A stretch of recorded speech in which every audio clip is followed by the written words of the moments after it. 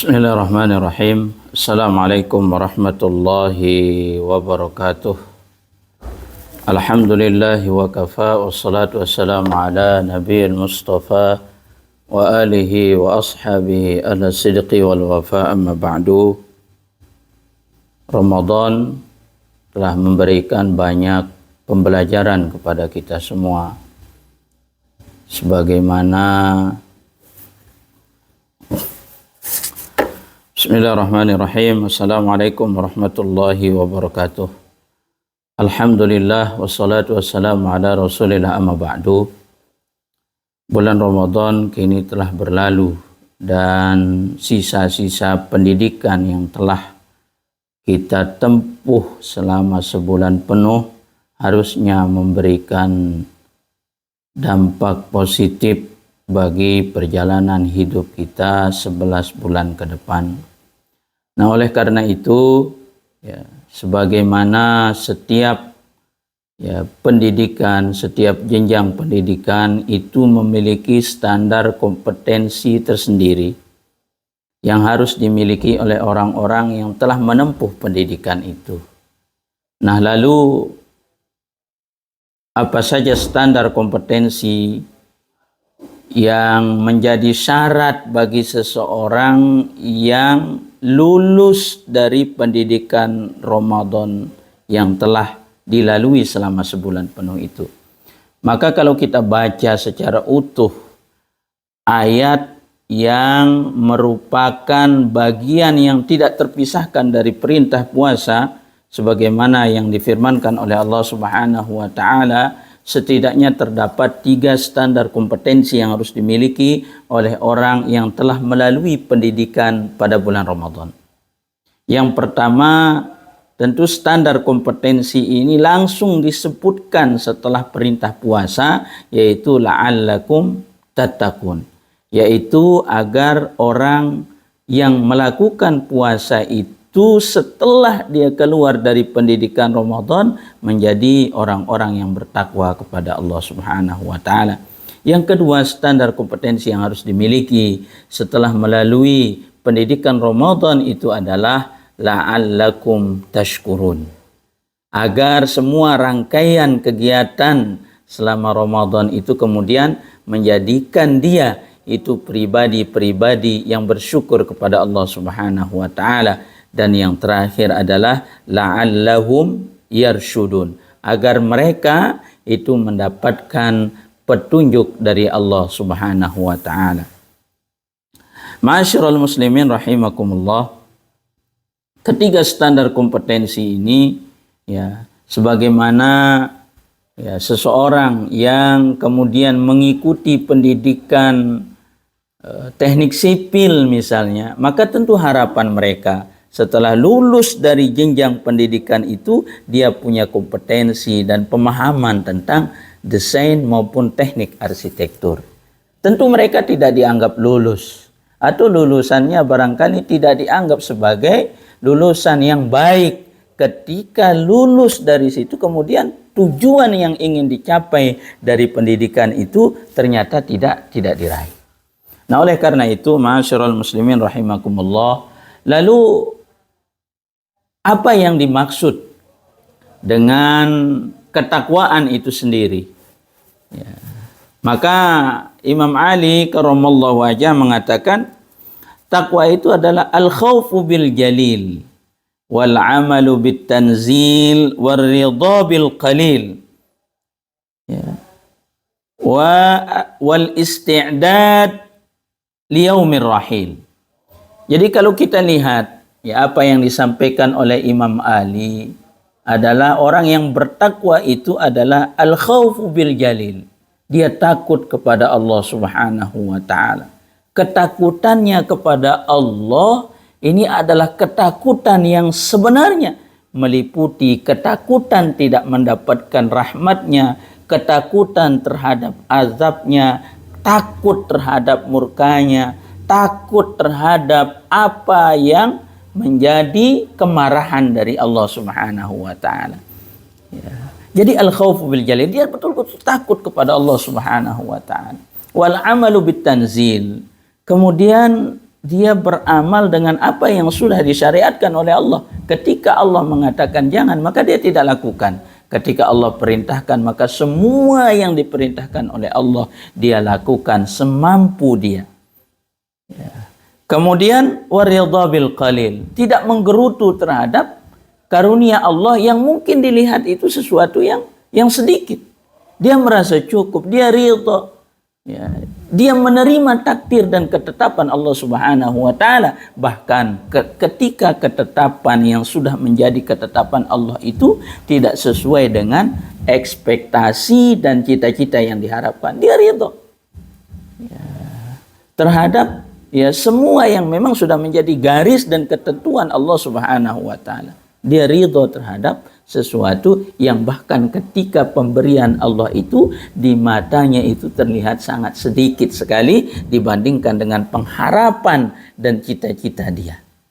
Kemudian wal isti'dad liyaumir rahil. Dia menyiapkan dirinya untuk bertemu dengan Allah Subhanahu wa taala. Dia persiapkan betul dirinya untuk menghadapi hari di mana hari itu merupakan hari pertemuan dia dengan Allah Subhanahu wa taala. Nah, ini adalah hakikat takwa yang didefinisikan oleh Imam Ali karramallahu wajah. Kemudian kalau kita baca apa yang disampaikan oleh salah seorang tabi'in, yaitu Umar bin Abdul Aziz. Beliau mengatakan, laisa taqwallah bisyamin nahar wa qiyamil lail. Ketakwaan itu bukan sekedar orang berpuasa pada siang hari. Ketakwaan itu bukan sekedar orang salat di malam hari. Wa taqlid ma baina dzalik, atau mengisi waktu-waktu di antara itu dengan amal soleh. Ketakwaan itu bukan hanya sekedar itu. Akan tetapi ketakwaan itu, kata beliau, walakin taqwallah tarku ma harramallah. Tapi ketakwaan itu adalah meninggalkan apa yang diharamkan oleh Allah Subhanahu wa taala dengan penuh kesadaran, dengan penuh ketelitian, dengan penuh keikhlasan. Dia menghindarkan diri dari apa yang dilarang oleh Allah Subhanahu wa taala, wa ada'u maftaradallah. Dan dia melaksanakan apa yang menjadi ketetapan dan kewajiban yang sudah ditetapkan oleh Allah Subhanahu wa taala. Faman razaqa ba'da dzalika khairan. Siapa yang kemudian diberikan yang seperti itu, maka dia telah mendapatkan kebaikan. Fahuwa minal khairi ilal khairi. Yaitu dia berangkatnya itu dari kebaikan, kemudian berakhir pada kebaikan. Titik startnya adalah kebaikan, kemudian titik finishnya adalah kebaikan. Di tengah-tengahnya kebaikan. Maka Ramadan itu harusnya menyisakan minal khairi ilal khair.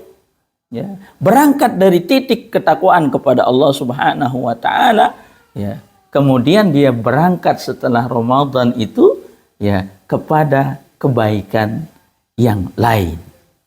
Makanya tidak serta-merta kemudian setelah Ramadan itu tidak ada lagi puasa. Allah kemudian melalui lisan Rasul sallallahu alaihi wasallam mensyariatkan ada puasa sunnah agar betul-betul terjaga minal khairi ilal khairin, dari kebaikan menuju kebaikan yang lain. Inilah sesungguhnya ketakwaan.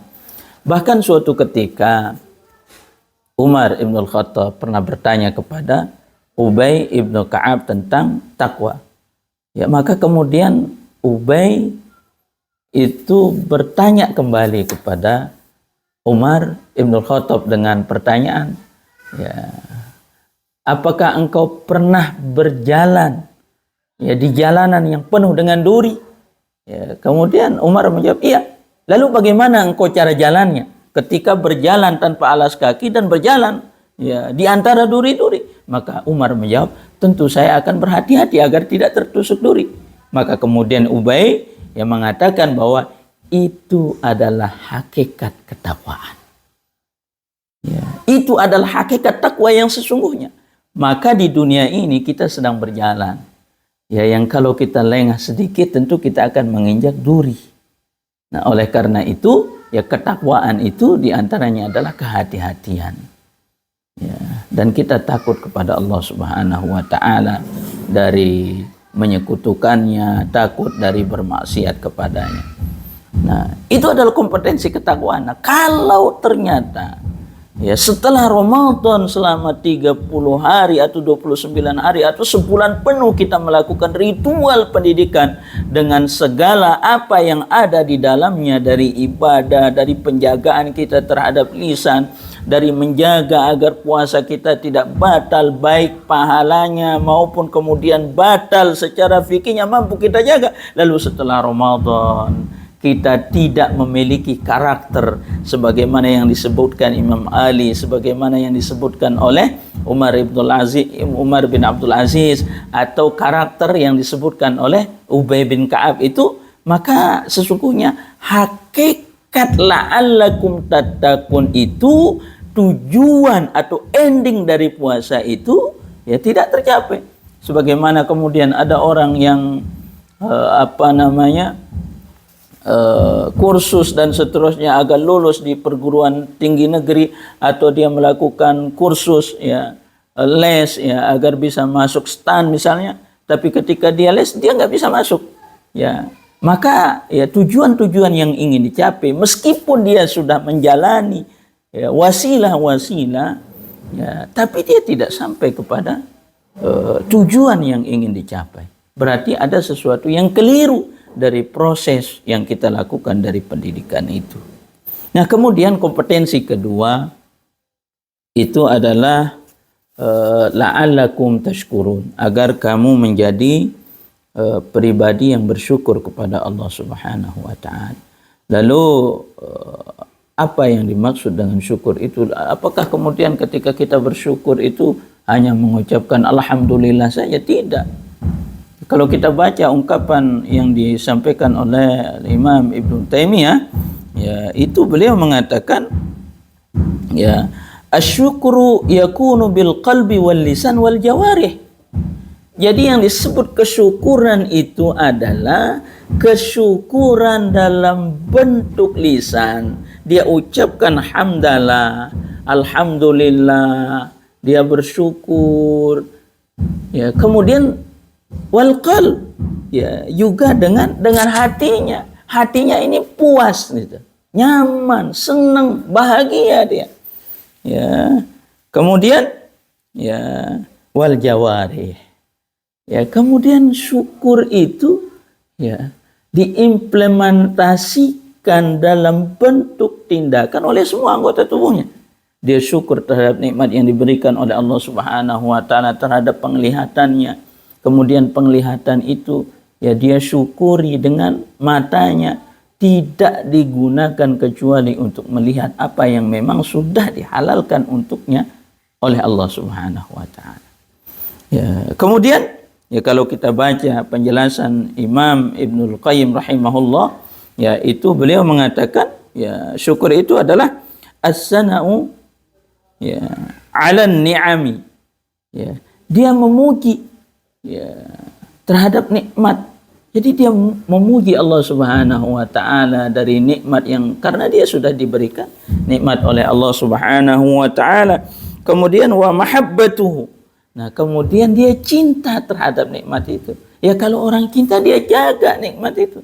Bagaimana kemudian kalau dia ya bersyukur terhadap nikmat sehat, ya maka dia akan senang terhadap nikmat sehat itu, lalu kemudian sehat itu dijaga. Itu adalah bentuk kesyukuran dia. Karena dia cinta kepada kesehatan itu, maka dia akan jaga kesehatan itu agar sehat itu tetap berada pada dirinya. Sebagaimana orang-orang yang kemudian mencintai sesuatu, maka dia akan tidak membiarkan apa yang dia cintai itu kotor, hilang, terluka dan seterusnya. Ya.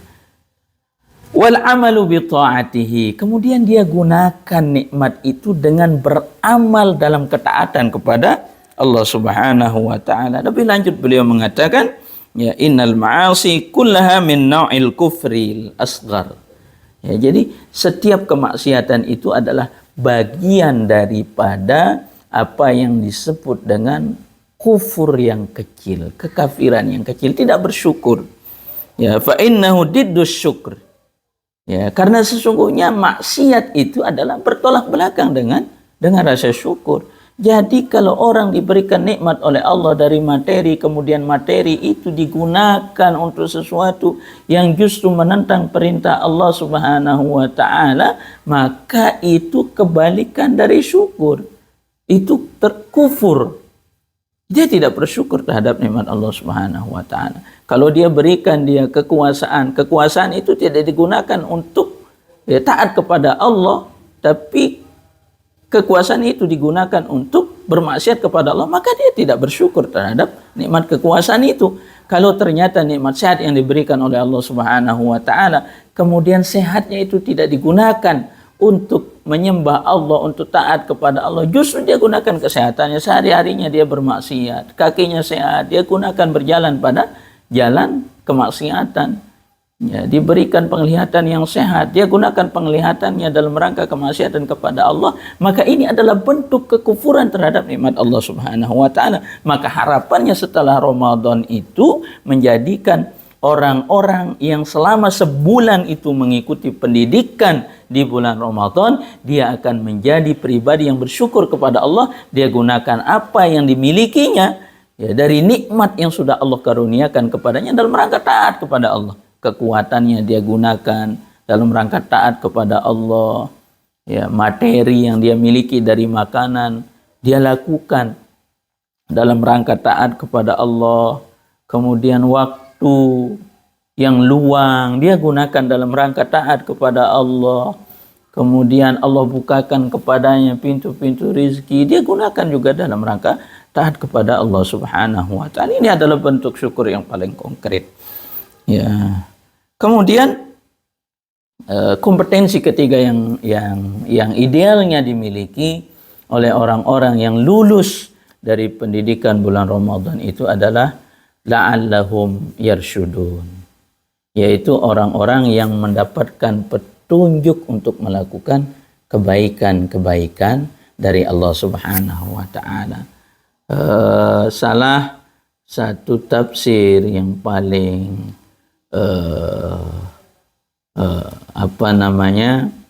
pengertian dari yarsyudun itu adalah ketika kita menafsirkannya kemudian dengan ayat yang lain. Allah Subhanahu wa taala mendefinisikan atau memberikan gambaran ya karakter atau apa sih yarsyudun itu dengan firman Allah Subhanahu wa taala dalam surat Al-Hujurat ayat ke-7. Allah Subhanahu wa taala berfirman, "Walakinnallaha habbaba ilaikumul imana wa zayyanahu fi qulubikum wa karraha ilaikumul kufra wal fusuqa wal isyan ulaika humur rasyidun." Akan tetapi Allah Subhanahu wa taala menjadikan kecintaan kepada keimanan dan menghiasi hatinya itu dengan keimanan. Jadi orang yang disebut la'allahum yarsyudun, agar mereka mendapat petunjuk itu adalah hatinya itu condong kepada keimanan. Hatinya itu condong kepada kebaikan, dia suka kebaikan. Dia suka keimanan, dia suka jalan-jalan yang akan mengantar dia kepada keimanan. Dia suka jalan yang akan membawa dia kepada kebaikan dan keimanan. Wa karraha ilaikumul kufra wal fusuqa wal isyan. Dan Allah jadikan hati orang yang mendapat petunjuk itu ya benci kepada kekafiran. Dia enggak suka. Dia enggak suka kefasikan. Dia enggak suka kemaksiatan. Ada rasa benci di dalam hatinya terhadap segala bentuk kekufuran. Dia enggak suka. Ya. Dia tidak suka jalan-jalan yang mengantarkan dia kepada kekufuran. Dia tidak suka jalan-jalan yang akan membawa dia kepada kefasikan. Dia juga tidak suka kepada hal-hal yang akan membawa dirinya dan orang-orang yang dicintainya kepada kemaksiatan. Ulaika humur rasyidun. Ya, orang-orang seperti itu adalah orang-orang yang mendapatkan petunjuk dari Allah Subhanahu wa taala. Jadi Allah jadikan hati kita lembut sehingga cinta dan suka terhadap semua kebaikan. Jadi kalau ada kemudian setelah puasa ya tidak suka kepada amal soleh, tidak suka melihat ya yang ma'ruf, tidak suka melihat saudaranya itu mendapatkan nikmat, tidak senang kalau orang-orang kemudian rajin ke masjid dan seterusnya, ya maka ini orang-orang yang ya belum mencapai predikat kelulusan dari pendidikan yang dilakukan selama bulan Ramadan tadi. Karena harusnya idealnya ya setelah Ramadan itu ya Allah jadikan hatinya itu habbaba ilaikumul iman wa zayyanahu fi qulubi wa zayyanahu fi qulubikum wa karraha ilaikumul kufra wal fusuqa wal isyan. Ya, jadi hatinya ini enggak senang kepada keburukan. Hatinya ini tidak suka kepada apa yang disebut kekafiran, kemaksiatan, kefasikan dan seterusnya. Itu adalah gambaran ya orang-orang yang lulus dari pendidikan di bulan Ramadan ini. Ya, jadi kalau takwa itu memang sebelumnya barangkali dia bertakwa kepada Allah Subhanahu wa taala, tapi kalau kita baca ya ungkapan Allah ya inna akramakum indallahi atqakum, penggunaan kata atqakum itu menunjukkan takwa itu mempunyai tingkatan-tingkatan. Harusnya takwanya kemudian meningkat, syukurnya meningkat, kecintaannya kepada kebaikan dan apa yang menyebabkan dia dekat dengan kebaikan, ya itu juga ya menunjukkan betapa dia telah berhasil, ya dia telah lulus dari pendidikan yang selama sebulan di bulan Ramadan itu ya dia tempuh. Nah, oleh karena itu ya ma'asyiral muslimin rahimakumullah, ya 3 kompetensi ini harusnya menjadi tolak ukur bagi kita dan mengevaluasi diri kita, apakah kita termasuk orang-orang yang bertakwa, ya apakah kita termasuk orang-orang yang bersyukur, apakah kita termasuk orang-orang yang kemudian mendapatkan petunjuk untuk melakukan kebaikan-kebaikan.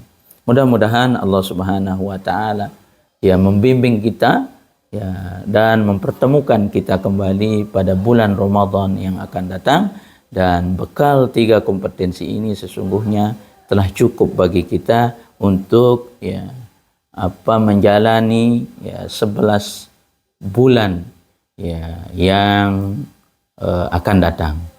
Ya ini saja yang bisa saya sampaikan. Subhanakallahumma wa bihamdika asyhadu an la ilaha illa anta astaghfiruka wa atubu ilaik. Assalamualaikum warahmatullahi wabarakatuh.